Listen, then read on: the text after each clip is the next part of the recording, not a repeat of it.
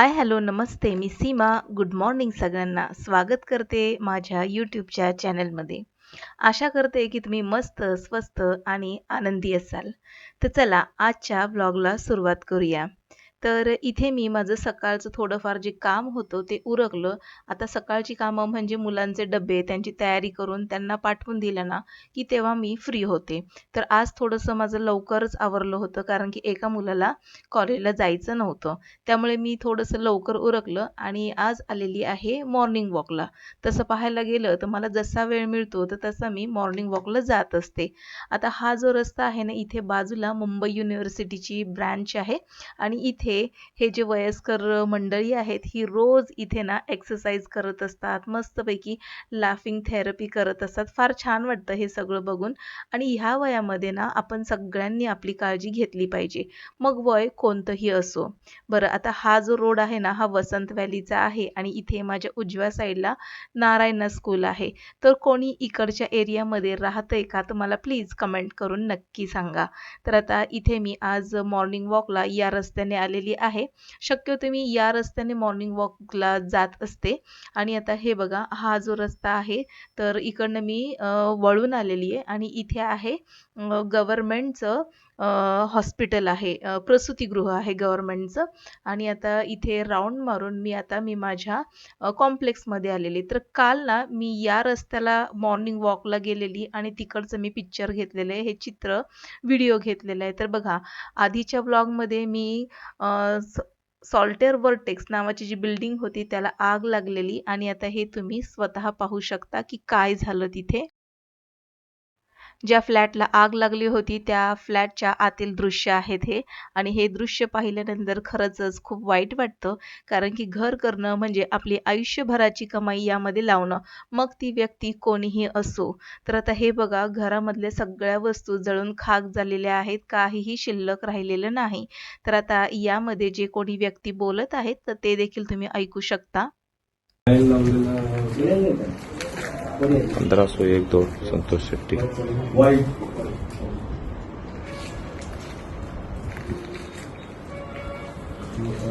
कुठे प्लस पॉइंटला स्पार्क झाला तर कुठे झालं ऍक्च्युली बदल करतात पुढे बाहेर आले इधर कॉर्नर ऍक्च्युली त्याचा पुढे वायरिंग ना पुढे वायरिंग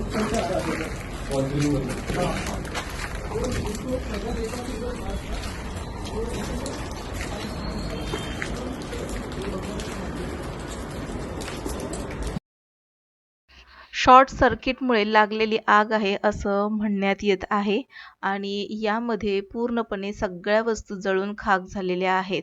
काहीही शिल्लक राहिलेलं नाही.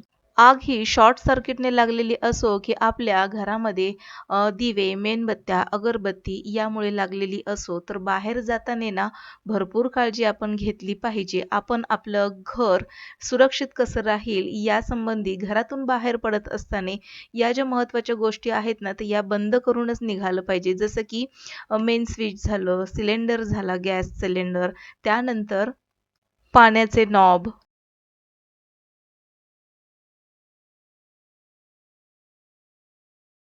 या आगीमध्ये फ्रिजचा कॉम्प्रेसर आणि एसीचा कॉम्प्रेसर पूर्णपणे ब्लास्ट झालेले आहेत आणि त्यामुळे आग जरा जास्तच भडकल्यामुळे इतक्या मोठ्या आगीचं स्वरूप आलेलं आहे.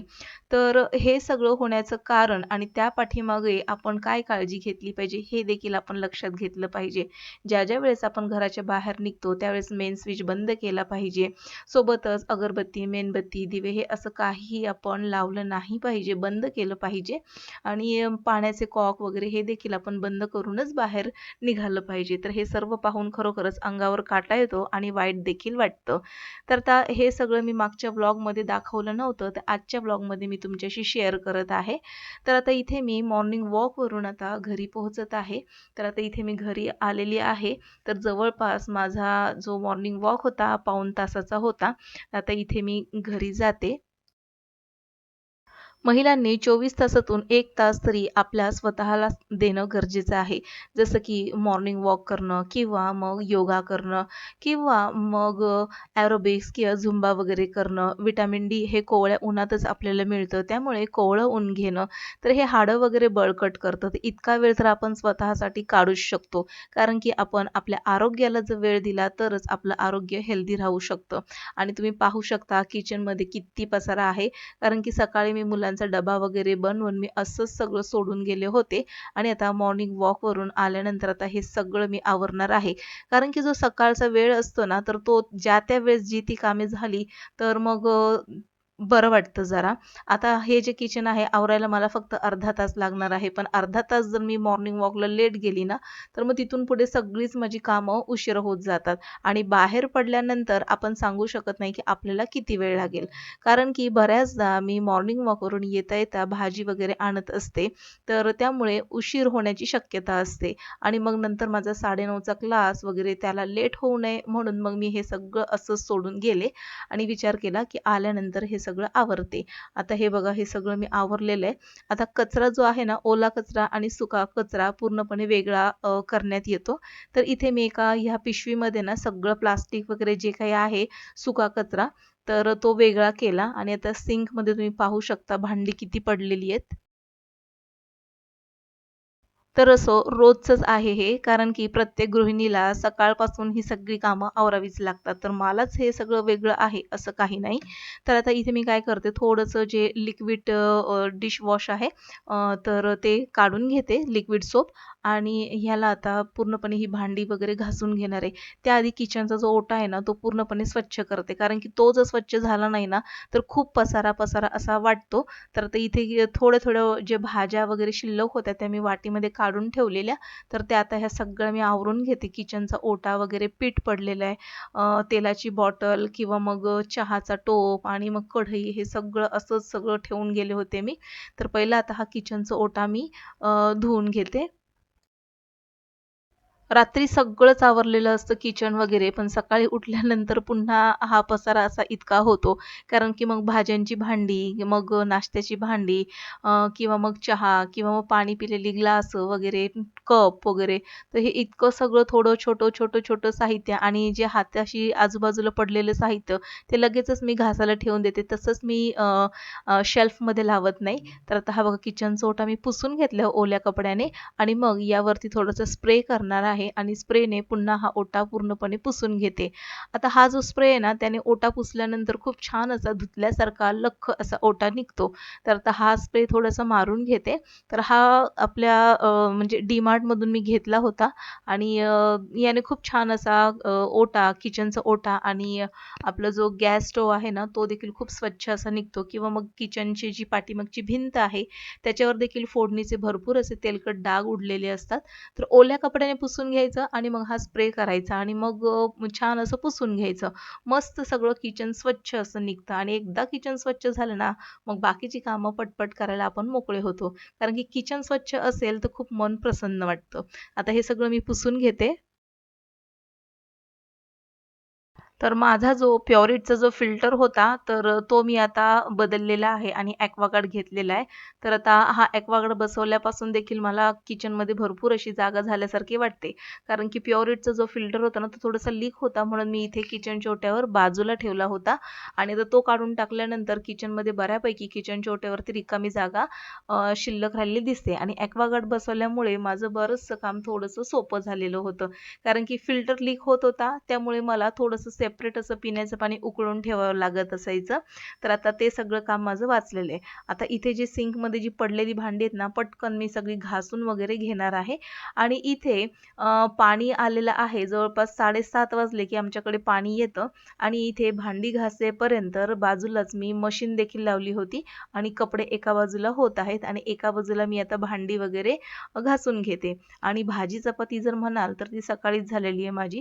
कारण की मी चपात्या ज्या आहेत ना, त्या पुन्हा नंतर करण्यासाठी ठेवत नाही. कारण की नंतर मला वेळच मिळत नाही.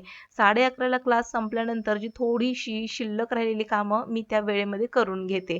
त्यामुळे पुन्हा गरम-गरम चपाती करत बसा इतका वेळ माझ्याकडे नसतो.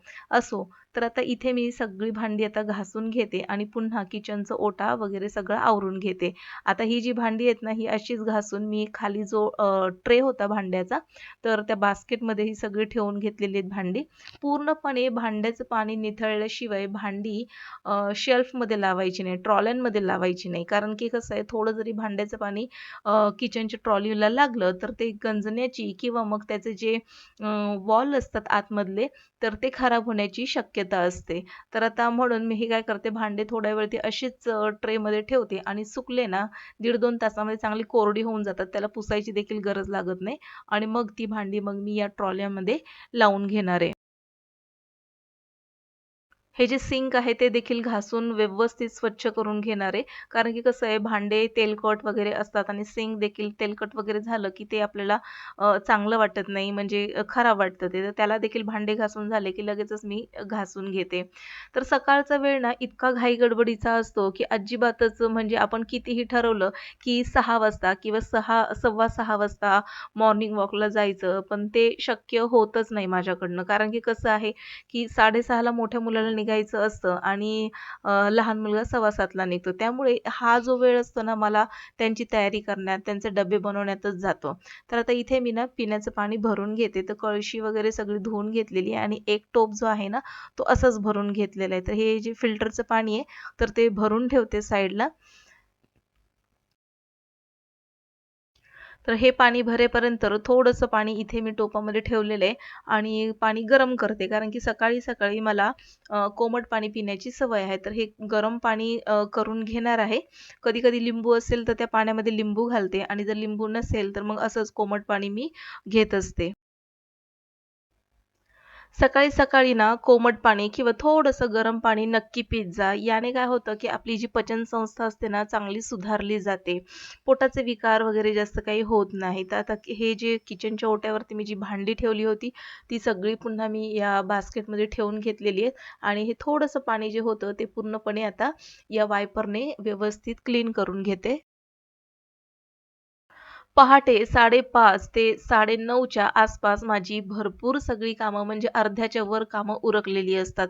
जसं की भाजी, चपाती, झाडू, लादी, कपडे, भांडी, पिण्याचं पाणी, हे बऱ्यापैकी सगळंच उरकलेलं असतं 9:30च्या आसपास.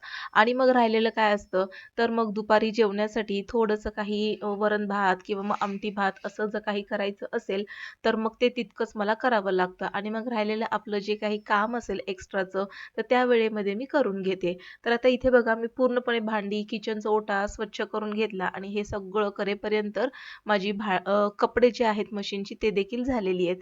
आणि इथे ना आता हॉलमध्ये मी येते आणि झाडांना पाणी घालते. तर इथे हे जे माझे मिस्टर आहेत, तर त्यांचा योगा सुरू आहे आणि इकडे मी झाडांना पाणी घालून घेते. तर माझे मिस्टर तब्येतीच्या बाबतीमध्ये खूपच काळजी घेतात स्वतःची आणि आमची देखील. कारण की त्यांना क्रिकेट तितकंच खेळतात ते. सोबतच योगा, वॉकिंग भरपूर असतं त्यांचं. तब्येतीवर भरपूर लक्ष देतात आणि खाण्यापिण्यामध्ये देखील तितकंच लक्ष असतं त्यांचं. आता इथे मशीनमध्ये कपडे झालेले आहेत आणि इथे मी थोडंसं मशीनमध्ये ना कम्फर्ट घालून घेते. तर बॉटलमधलं कम्फर्ट संपलं होतं. तर ते वाया काही घालवायचं नाही. तर मी काय केलं, बॉटलमध्ये थोडंसं पाणी घातलं आणि ते जे पाणी आहे कम्फर्टचं, तर ते पाणी या मशीनमध्ये घालून घेतलेलं आहे. आता कम्फर्ट घातल्यामुळे काय होतं, धुतलेले जे कपडे असतात ना, तर सुकल्यानंतर खूप छान असा सुगंध येतो कपड्यांचा. जसं की आपण कपड्यांना सेंट वगैरे मारलाय, असे फ्रेश असे कपडे वाटतात. आता इथे गरम पाणी झालेलं आहे. थोडंसं पिऊन घेते मी हे पाणी आणि मग राहिलेली माझी इतर कामं जी आहेत, ती मी उरकून घेणार आहे. तर टोपातलं मी थोडंसं पाणी पिण्यासाठी काढून घेतलं आणि थोडंसं पाण्यामध्ये चहा करून घेते मी, ब्लॅक टी. कारण की आम्हाला शक्यतो जास्तीत जास्त मी ब्लॅक टी पितो. तर अशा प्रकारे आता 9:30 होत आलेले आहेत आणि आता मला माझं आवरून क्लासला बसायचं आहे. तर आता हे पाणी मी पिऊन घेणार आहे आणि असा होता आजचा माझा दिवस आणि अशी होती इतक्या कमी वेळामध्ये माझी जास्तीत जास्त उरकलेली कामं. तर ब्लॉग कसा वाटला मला कमेंट करून नक्की सांगा. भेटू पुन्हा नवीन एका इंटरेस्टिंग ब्लॉगसहित. तोपर्यंत बाय.